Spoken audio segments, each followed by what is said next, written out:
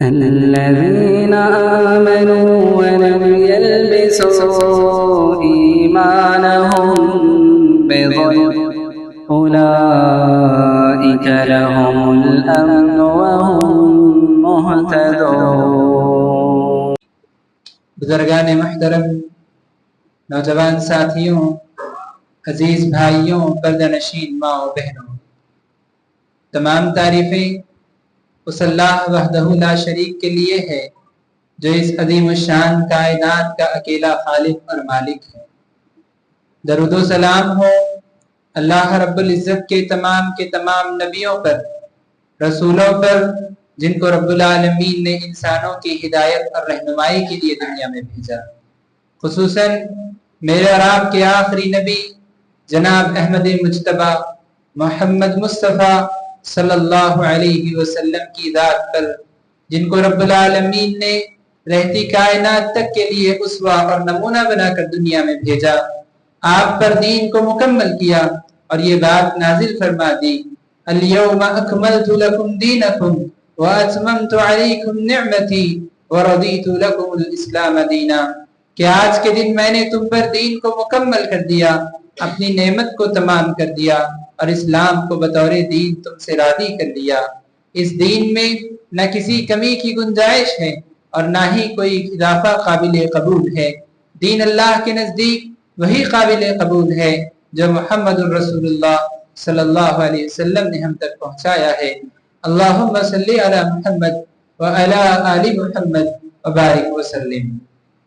حضرات، جس مہینے سے میں اور آپ گزر رہے ہیں یہ رمضان المبارک کا بابرکت مہینہ ہے، جسے اللہ کے رسول صلی اللہ علیہ وسلم نے شہر المبارک کے نام سے ذکر فرمایا۔ یہ مہینہ رحمتوں والا مہینہ ہے، یہ مہینہ برکتوں والا مہینہ ہے، یہ مہینہ عبادتوں کا مہینہ ہے۔ اور حضرات، ان تمام چیزوں میں اس مہینے کی جو سب سے بڑی خصوصیت ہے وہ خصوصیت یہ ہے کہ اس مہینے میں مکمل مہینہ مومنوں کو اس بات کا حکم دیا گیا کہ وہ اللہ رب العالمین کو راضی کرنے کے لیے روزہ رہتے ہوئے مکمل مہینہ گزاریں۔ اللہ تبارک و تعالیٰ نے فرمایا، یا ایھا الذین آمنوا کتب علیکم الصیام کما کتب علی الذین من قبلکم لعلکم تتقون، اے ایمان والو، تم پر روزے فرض کر دیے گئے جیسے تم سے پہلے لوگوں پر روزے فرض کر دیے گئے تھے تاکہ تم متقی ہو جاؤ۔ اس آیت میں اللہ تبارک و تعالیٰ نے جب مومنوں پر روزے فرض کرنے کا حکم دیا، اس آیت کے الفاظ پر آپ غور کریں۔ اللہ تبارک و تعالیٰ نے یہاں یہ نہیں کہا یا ایھا النبی قل للمؤمنین، اے نبی آپ مومنوں سے کہہ دیجئے، نہیں، اللہ تبارک و تعالیٰ نے خود بندوں کو مخاطب کیا، اہل ایمان کو ڈائریکٹ اللہ تبارک و تعالیٰ نے بغیر کسی واسطے کے مخاطب کرتے ہوئے فرمایا کہ اے ایمان والوں، تم پر روزے فرض کر دیے گئے۔ اللہ تبارک و تعالیٰ نے اتنی اہمیت کے ساتھ روزوں کی فرضیت کا حکم بتایا، اور ساتھ ہی ساتھ آیت کے الفاظ پہ آپ غور کریں گے، آپ کو یہ بھی بات یہاں پتہ چلے گی۔ اللہ تبارک و تعالیٰ نے یہاں کہا اے ایمان والوں۔ اللہ تبارک و تعالیٰ جب اپنے مومن بندوں کو مخاطب کرنا چاہتا ہے، ان کو ان کے ایمان کے واسطے سے اللہ تبارک و تعالیٰ مخاطب کرتا ہے، جیسے اللہ نے یہاں کہا کہ اے ایمان والو، اللہ نے یاد دلایا کہ تم ایمان رکھنے والے لوگ ہو، کیونکہ روزہ رکھنا کوئی معمولی بات نہیں، روزہ بڑی مشقت والی چیز ہے۔ روزہ رہنا اور جو ہے بھوک پیاس کو برداشت کرنا، اپنے ضروریات کو برداشت کرنا، اپنے جو ہے کام کو کرتے ہوئے یہ ساری مشقتوں کو اٹھانا کوئی معمولی بات نہیں ہے، اور اللہ یہاں فرض روزے کو کر رہا ہے تو اللہ نے ایمان کا واسطہ دلاتے ہوئے کہا کہ اے وہ لوگوں جو ایمان لائے، سن لو اس بات کو کہ تم پر روزے فرض کیے گئے ہیں۔ اور حضرات، تیسری بات یہاں جو معلوم ہوتی ہے، اللہ تبارک و تعالیٰ نے روزوں کو اہل ایمان پر فرض قرار دیا ہے، روزے مومنوں پر فرض قرار دیے گئے ہیں، اور یہ اس امت کے لیے خاص نہیں ہے۔ ہم پہلے لوگ نہیں ہیں جن پہ روزے فرض کیے گئے، بلکہ اللہ تبارک و تعالیٰ نے کہا کما کتب علی الذین من قبلکم، یہ روزے تم پہ ویسے ہی فرض کیے گئے ہیں جیسے تم سے پہلے لوگوں پر روزے فرض کیے گئے تھے تاکہ تم متقی ہو جاؤ۔ اللہ تبارک و تعالیٰ نے بتایا کہ ہم سے پہلے جو امتیں دنیا سے گزر چکی ہیں ان پہ بھی اللہ نے روزے فرض کیے تھے. ہم پہلے لوگ نہیں ہیں جو یہ روزے کی عبادت کو انجام دے رہے ہیں, ہم سے پہلے لوگ بھی اس عبادت کو انجام دیتے تھے. حالانکہ یہ فرق اتنا رہا کہ جو ہے ہم سے پہلے کے لوگوں کو الگ ایام میں, دوسرے مہینوں میں, دوسرے دنوں میں روزہ رکھنے کا حکم تھا.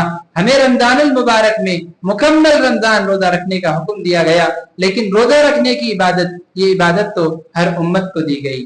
حضرات, رمضان ہی کو کیوں اس عبادت کے لیے خاص کیا گیا؟ کیوں اللہ تبارک و تعالیٰ نے رمضان ہی میں ہمیں روزہ رکھنے کا حکم دیا؟ دوسری آیت آپ پڑھیے جس میں اللہ تبارک و تعالیٰ نے روزوں کی فرضیت کا حکم سنایا. اللہ تبارک و تعالیٰ نے کہا شہر رمضان الذی انزل فیہ القرآن ھدی للناس وبینات من الھدی والفرقان فمن شہد منکم الشہر فلیصم. اللہ تعالیٰ نے کہا کہ رمضان ہی وہ مہینہ ہے جس مہینے میں اللہ تبارک و تعالیٰ نے قرآن کو نازل فرمایا, جس مہینے میں قرآن کو نازل کیا گیا, جو قرآن کے ہدایت کے راستوں کو واضح کرنے والا, حق و باطل کے درمیان فرق کرنے والی واضح نشانیاں بتانے والا ہے. پھر اللہ نے کہا فمن شہدہ فلیصم. اللہ تبارک و تعالیٰ نے کہا جو کوئی اس مہینے کو پالے اسے چاہیے کہ وہ اس مہینے کے روزے رکھے, اس پر اس مہینے کے روزے رکھنا فرض ہے. اللہ تبارک و تعالیٰ نے اس مہینے میں روزے جہاں فرض کیے, بتایا کہ اس مہینے میں قرآن کو نازل کیا گیا. امام ابن کثیر رحمۃ اللہ علیہ فرماتے ہیں کہ قرآن کو اللہ تبارک و تعالیٰ نے اسی مہینے میں نازل کیا, اور جتنی ہدایت کی کتابیں آسمان سے نازل کی گئی, اللہ تبارک و تعالیٰ نے ان تمام کتابوں کو نازل کرنے کے لیے اسی بابرکت مہینے کا انتخاب, اللہ نے اسی مہینے کا انتخاب کیا. اسی مہینے میں ساری آسمانی کتابیں اللہ تبارک و تعالیٰ نے نازل کی. گویا بتانے کا مقصد یہ ہے کہ اللہ تبارک و تعالیٰ نے میرے اور آپ کی ہدایت کا سامان ہمیں فراہم فرمایا ہے, اور اللہ تبارک و تعالیٰ چاہتے ہیں کہ بندے اس کی شکر گزاری کریں. اللہ تبارک و تعالیٰ نے اس مہینے میں جب بندوں کے لیے ہدایت کا سامان بھیجا ہے تو اللہ چاہتے ہیں کہ ہم اللہ کی شکر گزاری کریں, اور شکر گزاری روزہ رکھتے ہوئے ہم کریں. اللہ تبارک و تعالیٰ نے اس لیے اس مہینے میں ہم پر روزے فرض قرار دیے. ایک اور مقصد آیت میں اللہ تبارک و تعالیٰ نے بتایا لعلکم تتقون, یہ روزے تم پر اس لیے فرض کیے گئے ہیں تاکہ تم متقی ہو جاؤ, تم تقوی پرہیزگاری والے ہو جاؤ, تم پرہیز کرنے والے ہو جاؤ, گناہوں سے بچنے والے ہو جاؤ, اپنے دل میں اللہ کا ڈر رکھنے والے ہو جاؤ. اس کے لیے اللہ تبارک و تعالیٰ نے ہم پر روزہ فرض قرار دیا ہے. حضرات, اللہ تبارک و تعالیٰ روزے کو کتنا پسند کرتے ہیں, روزے کی عبادت اللہ کو کتنی پسند ہے. اللہ کے رسول صلی اللہ علیہ وسلم نے ایک اور حدیث میں فرمایا من صام یوما فی سبیل اللہ بعد اللہ وجہہ عن النار 70 خریفا. فرمایا کہ وہ شخص جو ایک نفل روزہ رکھتا ہے اللہ کو راضی کرنے کے لیے, اللہ تبارک و تعالیٰ اس کے چہرے کو جہنم کی آگ سے 70 سالوں کی مسافت تک دور کر دیتے ہیں. یعنی ایک مسافر اگر چلنا شروع کرے اور وہ چلتے چلتے 70 سال تک سفر کر کے وہ جتنی دور پہنچتا ہے, جتنی مدت وہ جتنے ڈسٹینس پہ وہ پہنچتا ہے, اتنا دور اللہ تبارک و تعالیٰ ایک بندے کے چہرے کو کر دیتے ہیں محض ایک نفل روزے کی وجہ سے. ایک نفل روزہ اگر کوئی رکھتا ہے اتنا بڑا اس کا ثواب. اور اللہ کے رسول صلی اللہ علیہ وسلم نے ایک اور حدیث میں فرمایا رمضان کے روزوں کے متعلق خصوصی طور پر من صام رمضان ایمانا واحتسابا غفر له ما تقدم من ذنبه, کہ جو بندہ خاص طور پہ رمضان کے روزے رکھتا ہے ایمان کی حالت میں اجر حاصل کرنے کی نیت کے ساتھ, اس کے پچھلی زندگی کے سارے گناہ معاف کر دیے جاتے. رمضان کے روزوں کی یہ فضیلت بتائی. اور اللہ تبارک و تعالیٰ کو روزے اتنے پسند ہے, روزے کی عبادت اتنی پسند ہے. ایک اور حدیث میں اللہ کے رسول صلی اللہ علیہ وسلم نے فرمایا کہ خود اللہ تبارک و تعالیٰ فرماتے ہیں کل عمل ابن آدم له الا الصوم.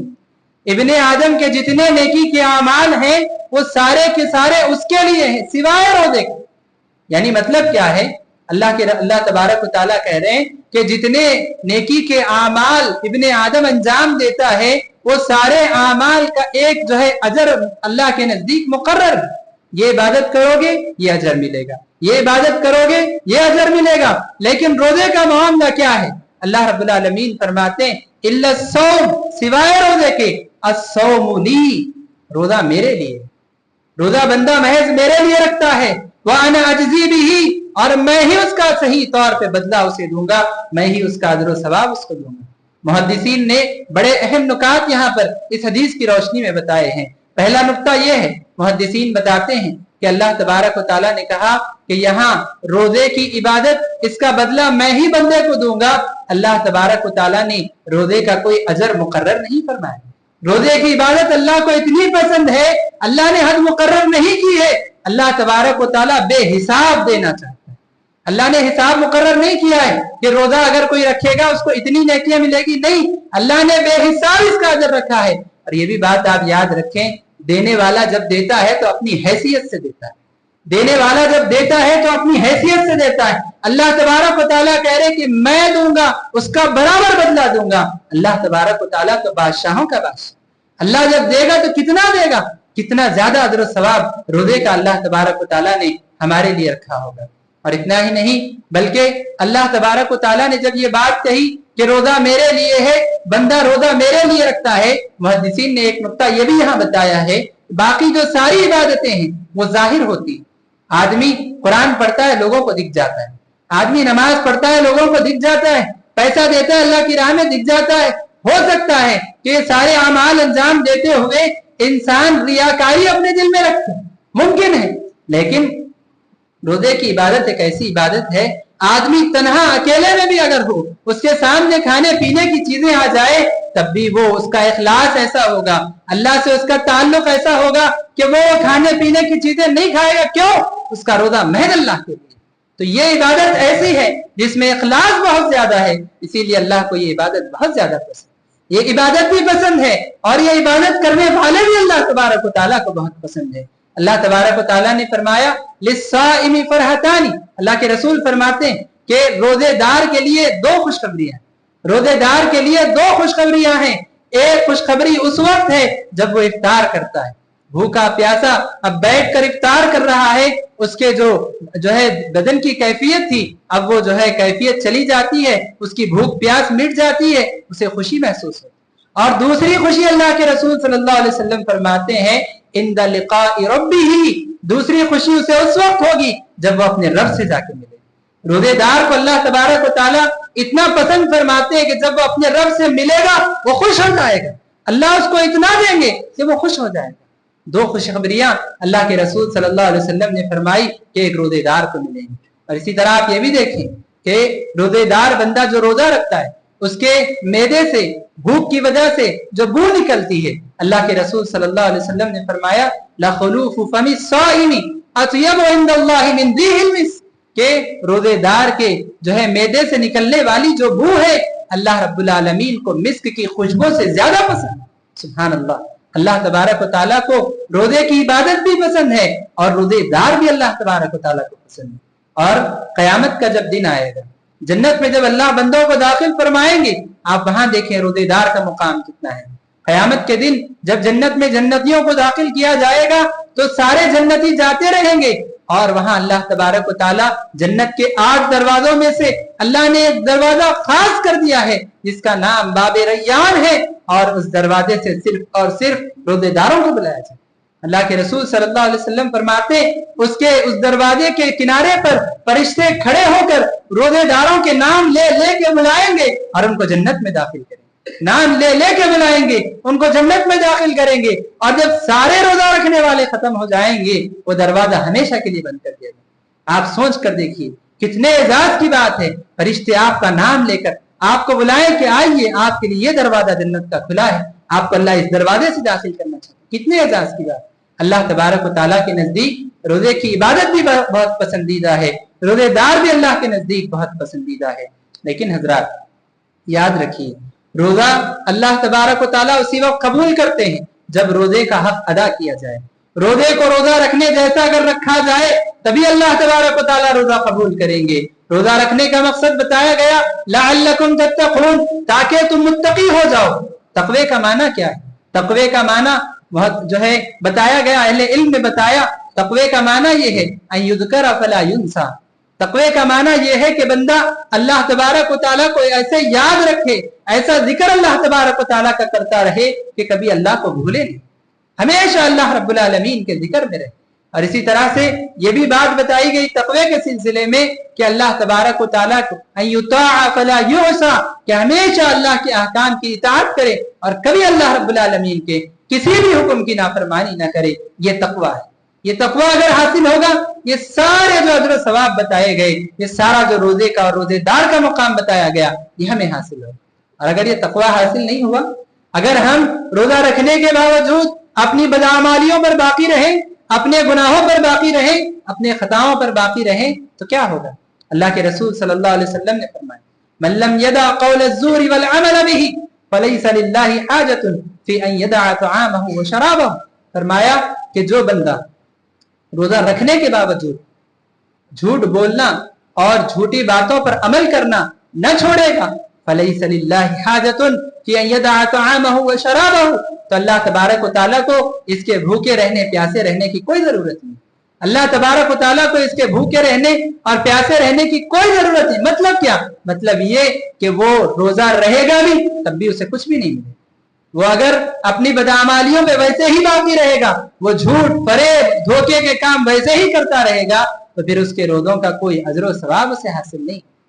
حضرات، ہمیں چاہیے کہ جب ہم صبح سے شام تک بھوکے رہ رہے ہیں، ہم یہ ساری چیزوں کو اپنے ذہن میں رکھیں کہ روزہ کتنی بڑی عبادت ہے، اور ان چیزوں کو ذہن میں رکھتے ہوئے اس کا حق ادا کریں.